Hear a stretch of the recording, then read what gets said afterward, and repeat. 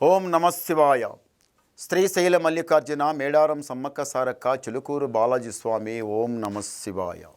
నా పేరు రామ్ శాస్త్రి.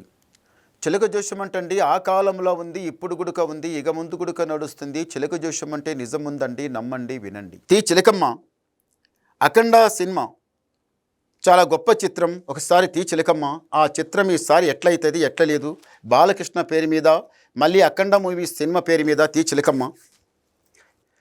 అఖండ మూవీస్ ఎట్లా ఉంది ఎట్లని తి చిలకమ్మ.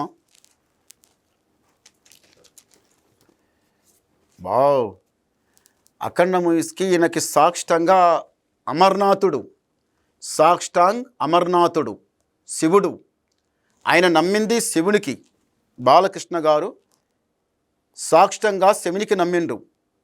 మీరు ఇంత చేస్తున్న నటన లోపల భగవంతుడు సాక్షాంగాని మీకు శివుని రూపంలోనే మీకు భగవంతుడు మీకు తెచ్చిండు. సాక్షాంగా భగవంతునికి నమ్మి మీరు ఇంత గొప్ప చిత్రం తీశారు. ఈ చిత్రం నిజంగానే చాలా హిట్ అయిపోతుంది. చాలా హిట్ అంటే హిట్ అయిపోతుంది. మీరు దీంట్లో మళ్ళీ ఒక మెట్టు ఈసారి ఎన్నిసార్లు లెక్కిన మెట్టు ఒక ఎత్తు, ఈ చిత్రంలో లెక్కే మళ్ళీ ఒక మెట్టు ఇంకెక్కువ ఎత్తు. కానీ నలుగురికి నచ్చుతుంది. ఈ సినిమా చూసిన వాళ్ళకైనా కానీ ఎవరైనా కానీ ఈ సినిమా చూసిన వాళ్ళు ప్రతి మనిషి గుడిక వా అన్నట్టు శివుని మీద చాలా ధ్యానం, ఆ తర్వాత బాలకృష్ణ మీద కూడా చాలా ధ్యానం, అంత ధ్యానంతో నడుస్తారు.